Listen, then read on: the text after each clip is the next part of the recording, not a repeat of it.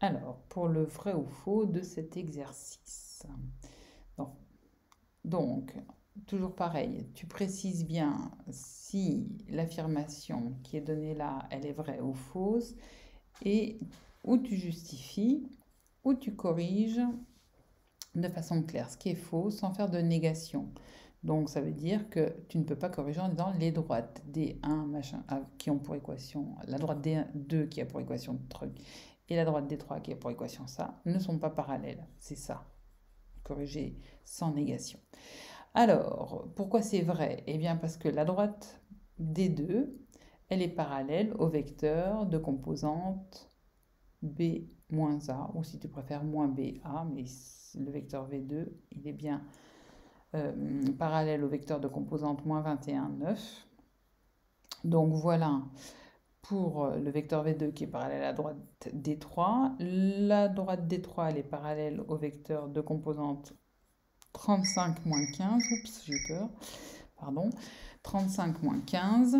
Et donc, comme ces deux vecteurs sont bien proportionnels, parce qu'en fait, tu as plusieurs façons de le voir, où tu écris que 21 fois moins 15 est égal à moins 9 fois 35, où tu remarques que quand tu fais 3 cinquièmes de 35, 3 cinquièmes de 35, 1 cinquième de 35 c'est 7, et 3 fois 7, 21. 1 cinquième de moins 15, c'est 3 et 1 cinquième de moins 15, pardon, c'est moins 3 et 3 fois moins 3, c'est moins 9. Donc, où tu remarques ça, où tu remarques que 21 fois moins 15 est égal à moins 9 fois 35, hein, les produits en croix. Et donc, tu en déduis que les vecteurs V2 et V3 sont parallèles et donc que les droites D2 et D3 sont effectivement parallèles et donc que la phrase est vraie. Voilà pour la première question. La deuxième. Est-ce que la droite D2, qui a pour équation 9x plus 21y égale à 7, a pour vecteur directeur 7 moins 3? La réponse est vraie. Pourquoi? Bah parce qu'on sait que la droite D2, elle a pour vecteur directeur 21 moins 9, hein, B moins A, et que ce vecteur 21 moins 9, c'est bien égal à 3 fois le vecteur V qui a pour composante 7 et moins 3. 3 fois 7, 21. 3 fois moins 3, moins 9. Donc, comme les vecteurs V et V2 sont proportionnels, eh bien, on sait que les vecteurs V et V2 sont parallèles. Donc, cette phrase est vraie. On passe à la troisième question.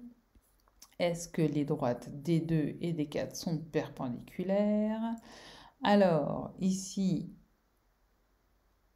on dit que c'est faux, on te dit que c'est précisé dans l'énoncé que le repère est orthonormé. On sait donc que si le repère est orthonormé, la droite D2, elle a pour vecteur directeur... non, excuse-moi. Si, quel que soit le repère, la droite D2, elle a pour vecteur directeur V2 qui a pour composante 21 moins 9.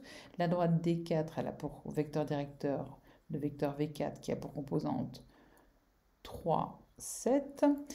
Et pourquoi ces deux vecteurs sont orthogonaux? Eh bien tout simplement parce que quand on fait le produit de leur abscisse plus le produit de leur ordonnée, on trouve bien comme résultat 0. Comme le repère est orthonormé, on sait que les vecteurs V2 et V4 sont orthogonaux et donc que les droites D2 et D4 sont perpendiculaires. Et donc pourquoi c'est marqué faux? Puisque c'est vrai. Eh bien, donc, tu peux gagner un point bonus si tu dis que dans la vidéo, ici, la question 3, il est indiqué faux, alors qu'il faut mettre vrai. Voilà, voilà.